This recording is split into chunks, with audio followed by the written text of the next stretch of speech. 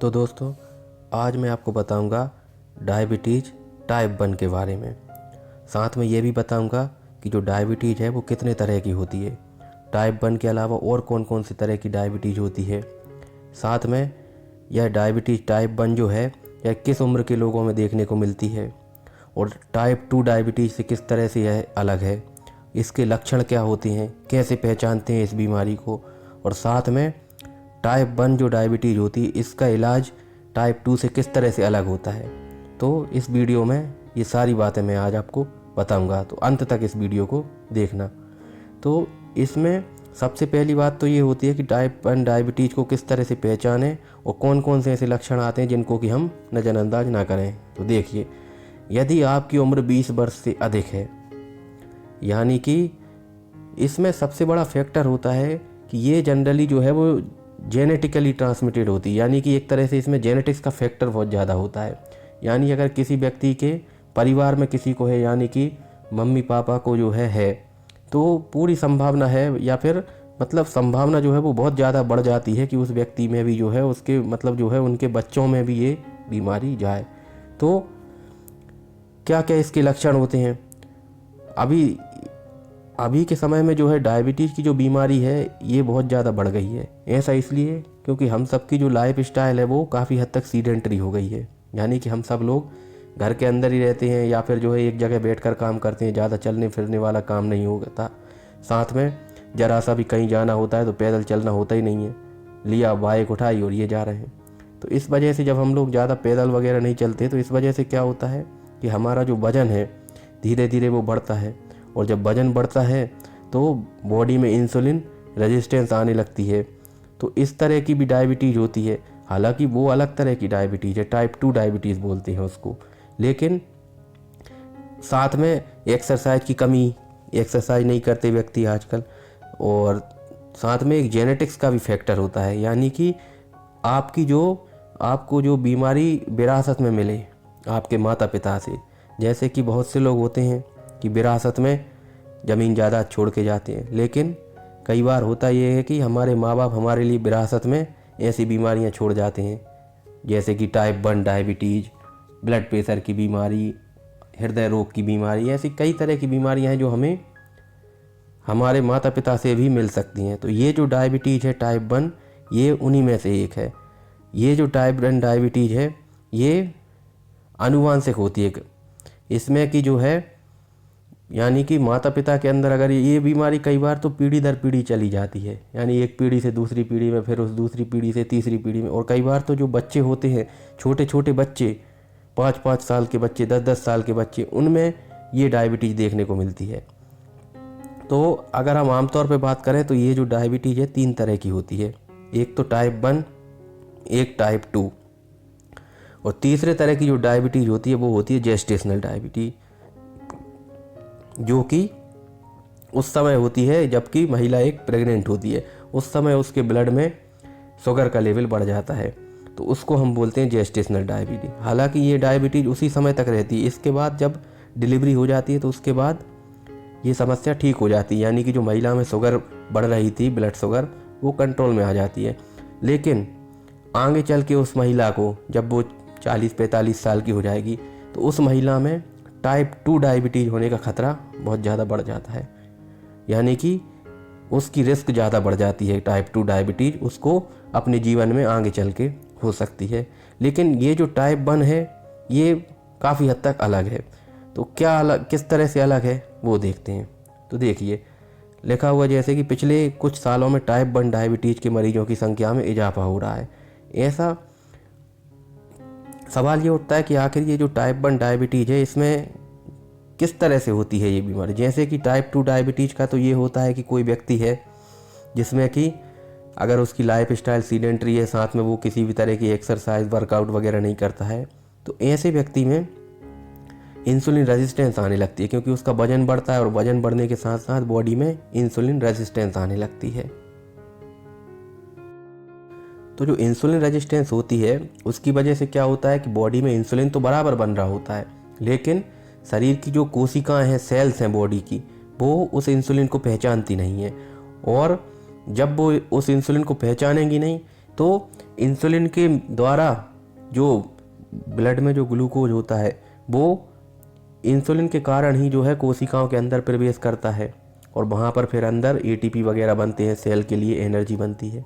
तो अगर इंसुलिन को नहीं पहचानेंगी सेल्स तो जाहिर सी बात है कि जो ब्लड में जो ग्लूकोज पड़ा हुआ है वो कोशिकाओं के अंदर नहीं जाएगा और वो ब्लड में ही घूमता रहेगा और फाइनली पेशाब के रास्ते उसको बाहर कर दिया जाएगा।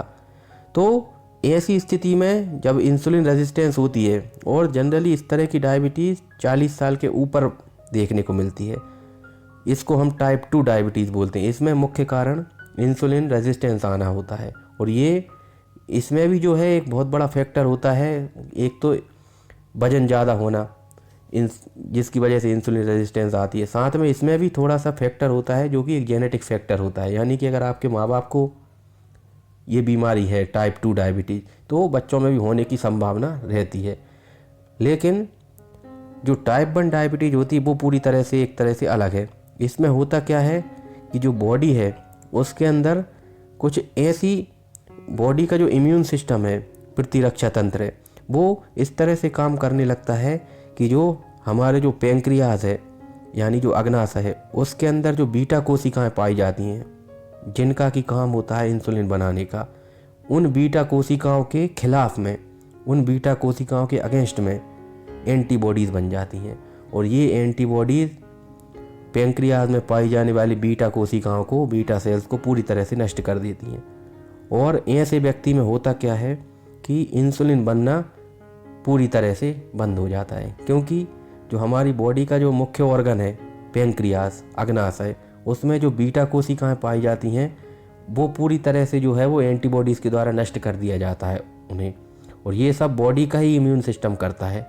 तो इस वजह से जब बीटा कोशिकाएं नहीं होंगी तो उस व्यक्ति को जो है उस व्यक्ति के अंदर इंसुलिन नहीं बनेगा, और जब इंसुलिन नहीं बनेगा तो उस व्यक्ति के अंदर ब्लड शुगर का लेवल बढ़ा हुआ रहेगा, क्योंकि हमें पता है कि इंसुलिन ही है जो कि ब्लड में से ग्लूकोज को बॉडी की सारी कोशिकाओं के अंदर पहुंचाता है। तो जब इंसुलिन ही नहीं बनेगा तो जो ग्लूकोज है वो खून में ही घूमता रहेगा और इस तरह से ब्लड ग्लूकोज का लेवल बढ़ा हुआ आएगा और इसे हम बोलते हैं टाइप 1 डायबिटीज़। और ये अक्सर 20 साल या उससे भी कम उम्र के बच्चों में, कई बार तो पैदाइश ही होती है और यानी कि बहुत कम उम्र में भी देखने को मिलती है। तो इस तरह की डायबिटीज़ जो है बच्चों में भी देखने को मिलती है, किशोर अवस्था में, और साथ में एडल्ट में भी देखने को मिल सकती है, थोड़ी सी ज़्यादा उम्र में भी देखने को मिल सकती है।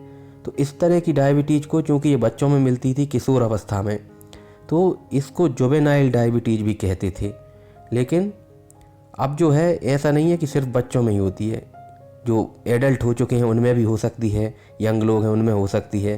तो इसको हम इंसुलिन डिपेंडेंट डायबिटीज़ मेलिटस बोलते हैं, IDDM, यानी ऐसी डायबिटीज़ मेलिटस जो कि इंसुलिन डिपेंडेंट है, यानी जिसके लिए जिसमें कि इंसुलिन की ज़रूरत पड़ेगी।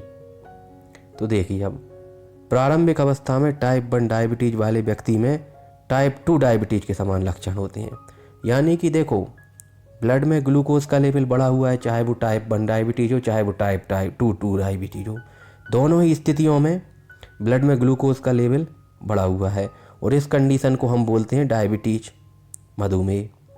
तो इसमें जो लक्षण होते हैं वो काफ़ी हद तक मिलते जुलते होते हैं, यानी कि शुगर बढ़ने के जो लक्षण होते हैं वो टाइप 1 में भी वही होते हैं और टाइप 2 में भी वही होते हैं।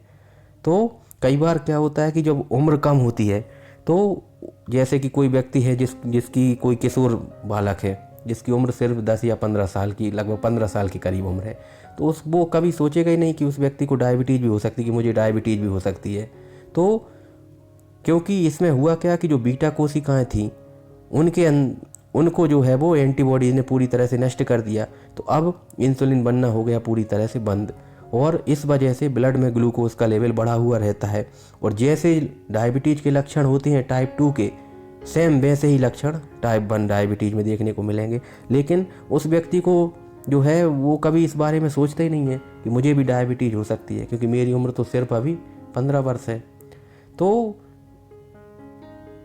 इस बारे में जो है उस व्यक्ति को विचार करना चाहिए कि ज़रूरी नहीं है कि ये जो है वो उसको टाइप 2 डायबिटीज़ ही हो। टाइप 2 डायबिटीज़ जनरली जो है वो ज़्यादा उम्र में देखने को मिलती है, 40 के ऊपर अक्सर। लेकिन ये जो टाइप 1 डायबिटीज़ है ये किसी भी उम्र में देखने को मिल सकती है, ख़ासतौर पे यंग एज में देखने को मिलती है, कम उम्र में। तो क्या क्या लक्षण होते हैं जिनके आधार पे पहचाना जा सकता है? काफ़ी मिलते जुलते लक्षण होते हैं टाइप 2 के साथ, जैसे कि बार बार पेशाब का लगना, जिसे हम पॉलीयूरिया बोलेंगे। अब चूँकि पेशाब के द्वारा पानी का लॉस होगा, होता क्या है कि जो ब्लड में ग्लूकोज बढ़ा हुआ रहता है, तो वो ग्लूकोज अल्टीमेटली पेशाब के रास्ते बाहर निकाल दिया जाएगा किडनी के द्वारा। तो ऐसी स्थिति में अब जब ग्लूकोज निकलेगा तो साथ में पानी भी जाएगा यूरिन के फॉर्म में, यानी कि उस व्यक्ति में बार बार पेशाब लगेगी, और साथ में बार बार पेशाब लगेगी तो शरीर में पानी की कमी होगी, और इस वजह से उस व्यक्ति को बार बार प्यास भी लगेगी। इसको हम बोलते हैं पॉलीडिप्सिया।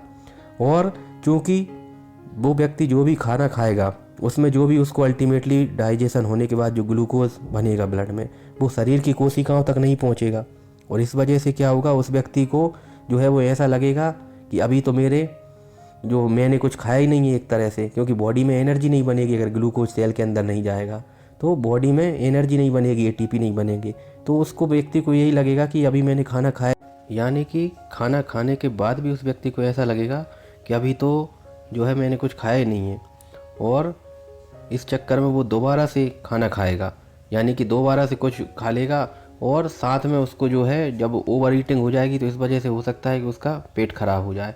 तो ये भी एक लक्षण हो सकता है, यानी कि इनडाइजेशन, भोजन का ठीक से ना पचना, इनडाइजेशन की समस्या होना, कई बार फिर उल्टी भी हो जाती है, तो ये एक समस्या भी हो सकती है। यानी कि बार बार पेशाब आना, बार बार प्यास लगना, बार बार भूख लगना, खाने के बाद भी भूख लगना।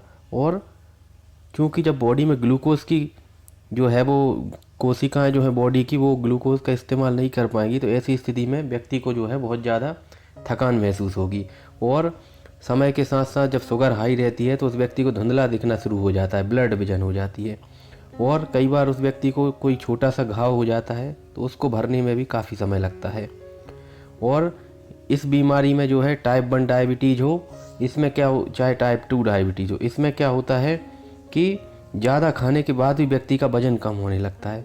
ऐसा इसलिए होता है क्योंकि जब ग्लूकोज जो है वो शरीर की कोशिकाओं तक नहीं पहुंचेगा तो फिर शरीर की कोशिकाएं किस तरह से एनर्जी प्रोड्यूस करेंगी, तो फिर जो बॉडी में जो स्टोर्ड फैट है, यानी कि जो चर्बी इकट्ठी होती है शरीर में, जो फैट होता है उसका जो है वो एक तरह से लाइपोलाइसिस स्टार्ट हो जाएगी, यानी कि उसी का जो है वो यूज़ करके एनर्जी बनाई जाएगी, यानी कि लाइपोलाइसिस स्टार्ट हो जाएगी। और इस वजह से क्या होगा कि बॉडी के अंदर चर्बी कम होने लगेगी और व्यक्ति का वजन कम होने लगेगा।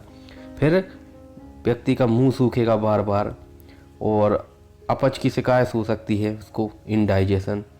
फिर कई बार जब गंभीर स्थिति हो जाती है, जब शुगर का लेवल बहुत ज़्यादा बढ़ जाता है, तो ऐसी स्थिति में एक बीमारी होती है जिसे हम बोलेंगे डायबिटिक कीटोएसिडोसिस, जो कि टाइप 1 डायबिटीज़ का एक बहुत बड़ा कॉम्प्लिकेशन है। इसमें क्या होता है कि बॉडी में कीटोन बॉडीज़ बनने लगती हैं, क्योंकि जो ग्लूकोज का जब कोशिकाएं इस्तेमाल नहीं कर पाती हैं तो फिर जो बॉडी में स्टोर्ड फैट है उसका इस्तेमाल होता है, और जब फैट का इस्तेमाल होता है एनर्जी बनाने के लिए तो उस स्थिति में कीटोन बॉडीज़ बनती हैं, और ये कीटोन बॉडीज़ जो है वो किडनी को भी नुकसान पहुंचाती हैं, और साथ में बॉडी में एसिडोसिस की कंडीशन होती है जिसे हम कीटोएसिडोसिस बोलते हैं। तो इस वजह से क्या होता है, जब एसिडोसिस हो जाती है बॉडी में तो बॉडी क्या कोशिश करती है कि जो CO2 जो है हमारे शरीर में उसको बाहर निकाला जाए जल्दी से, और इस कारण से व्यक्ति बहुत तेज़ तेज़ सांस लेता है, और एक तरह से एयर हंगर, यानी सांस के लिए भूखा हो जाता है आदमी। तो इस तरह की स्थिति बन जाती है। इस तरह की जो सांस लेने की स्थिति है इसको हम खास तरह की ब्रीदिंग बोलते हैं, कुसमॉल्स ब्रीदिंग। तो ये ब्रीदिंग देखने को मिलती है तब जबकि शुगर का लेवल बहुत हाई हो जाता है, इसे हम डायबिटिक कीटोएसिडोसिस बोलते हैं। तो ये भी जो है टाइप 1 डायबिटीज़ में देखने को मिल सकती है। फिर बार बार स्किन इन्फेक्शन होते हैं, यूरिनरी ट्रैक्ट इन्फेक्शन बार बार होते हैं, और साथ में फीमेल्स के अंदर जो है वो वेजाइनल इन्फेक्शन बार बार होते हैं। फिर शुगर का लेवल ऊपर नीचे होता है, तो इस वजह से व्यक्ति का जो है मूड भी चेंज होता रहता है, यानी कि मूड स्विंग की समस्या देखने को मिलती रहे। कभी व्यक्ति अच्छा रहेगा, कभी अचानक से जो है सन की व्यवहार करेगा। तो ये समस्याएं जो है वो इनमें से ज़्यादातर समस्याएं जो है वो टाइप 1 और टाइप 2 में एक जैसी सी रहती हैं, लक्षण जो है वो बिल्कुल सेम रहते हैं। तो इस तरह से हम पहचान सकते हैं कि अगर कोई यंग व्यक्ति है, यानी कोई यंग लड़का है 15-16 साल का, उसको जो है इस तरह के लक्षण आते हैं टाइप 2 डायबिटीज़ जैसे, या ये जो लक्षण दिखे हुए हैं स्लाइड में इस तरह के लक्षण आते हैं, तो हो सकता है उस व्यक्ति को टाइप 1 डायबिटीज़ हो गई हो। और इस स्थिति में जो है वो ब्लड टेस्ट कराएंगे। एक हीमोग्लोबिन होता है, ग्लाइकोसाइलेटेड हीमोग्लोबिन HbA1c, वो टेस्ट कराते हैं, उससे पता चल जाएगा। साथ में सीरम इंसुलिन भी करा सकते हैं। तो उस तरह से जो है वो व्यक्ति के अंदर पता चल जाएगा कि इसके अंदर इंसुलिन नहीं बन रहा है, यानी कि इसको टाइप 1 डायबिटीज़ है। फिर अगर जैसे पता चल जाता है कि इस व्यक्ति के अंदर टाइप 1 डायबिटीज़ है, तो इसका सिर्फ एक ही इलाज बचता है कि हम जो है जो चीज़ बॉडी में नहीं बन रही है, क्योंकि बॉडी में इंसुलिन बनाने वाली जो बीटा कोशिकाएं होती हैं पैंक्रियास के अंदर, वो पूरी तरह से नष्ट हो चुकी हैं एंटीबॉडीज़ के द्वारा। तो ऐसी स्थिति में एक ही उपचार बचता है कि उस व्यक्ति को बाहर से इंसुलिन का इंजेक्शन दिया जाए। अब इंसुलिन के इंजेक्शन भी कई तरह के होते हैं।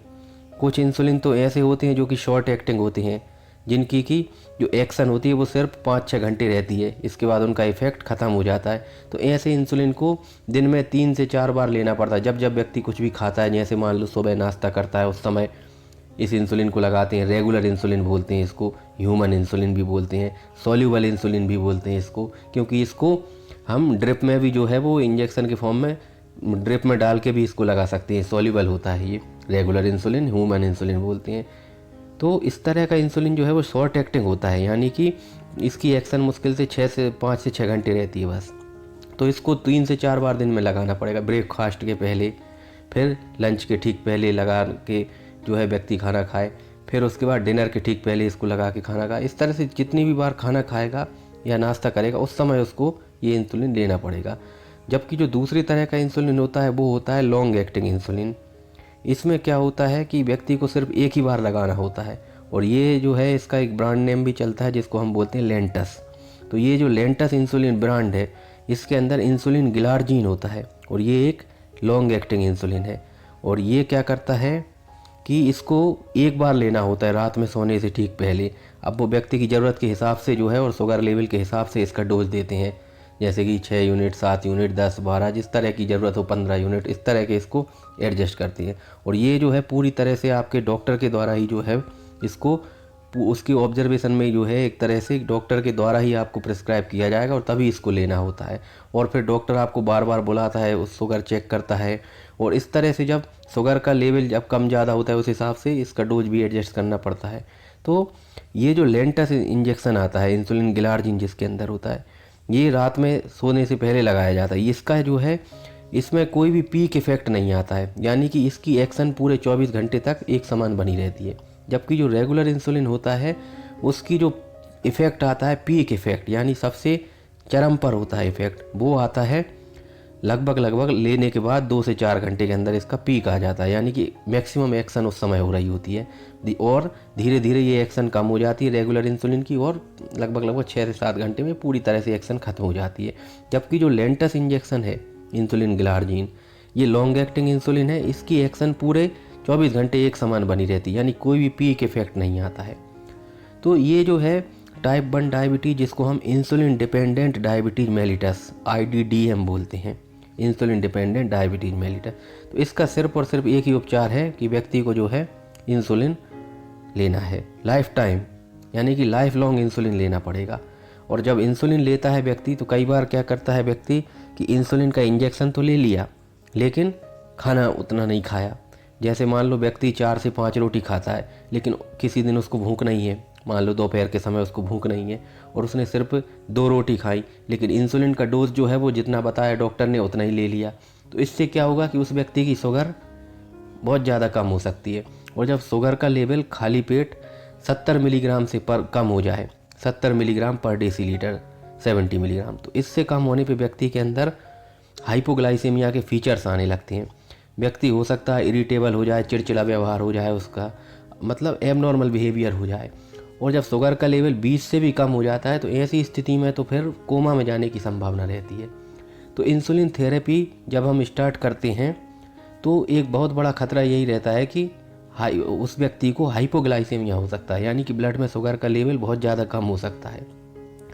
तो ऐसे व्यक्तियों को सलाह दी जाती है कि वो अपने साथ शुगर का एक पैकेट रखें साथ में, ताकि जब भी उन्हें ऐसा लगे कि घबराहट होने लगे, अजीब सा लगने लगे, पसीना आने लगे ठंडा ठंडा, तो उनको इस तरह की जब घबराहट जैसे ऐसे लक्षण आए तो तत्काल जो है वो शुगर को ले लें और साथ में पानी पी लें, या फिर हो सकता है चाय वगैरह हो तो वो भी पी सकते हैं। तो इस तरह से उसका शुगर लेवल ठीक हो जाएगा। तो ये एक बड़ा साइड इफ़ेक्ट है इंसुलिन थेरेपी का। साथ में उस व्यक्ति को अपना वजन कम करने की भी सलाह दी जाती है। रेगुलर एक्सरसाइज करे, हेल्दी डाइट ले, यानी कि हाई कार्बोहाइड्रेट डाइट नहीं लेना चाहिए, और आलू और चावल नहीं खाना चाहिए, क्योंकि ये स्टार्च युक्त हैं, इनमें स्टार्च की मात्रा ज़्यादा होती है और ये एकदम से ब्लड शुगर को, इनको खाने के बाद एकदम से ब्लड शुगर बहुत ज़्यादा हाई हो जाती है, इसलिए आलू चावल नहीं खाना चाहिए। कुछ भी मीठी चीज़ नहीं खाना चाहिए, मिठाई वगैरह। और साथ में अगर चाय पीने की भी इच्छा होती है तो फीकी चाय पीना चाहिए बिना शक्कर की। और साथ में ऐसे फल जो कि बहुत ज़्यादा मीठे होते हैं, जैसे कि चीकू, अंगूर, केले, आम, ये फल भी नहीं खाना चाहिए। अगर खाना ही है तो पपीता या फिर सेब फल, एप्पल, और ये भी लिमिटेड मात्रा में जो है वो ले सकते हैं। तो इस तरह से व्यक्ति जो टाइप 1 डायबिटीज़ वाला है वो अगर इंसुलिन का पर्याप्त डोज ले और अपनी दिनचर्या ठीक रखे तो कभी उसको किसी तरह की कोई समस्या नहीं होगी। तो दोस्तों, ये था टाइप 1 डायबिटीज़। अगर दी हुई जानकारी आपको पसंद आई हो तो प्लीज़ वीडियो को लाइक करें और चैनल को सब्सक्राइब करें। Thank you so much.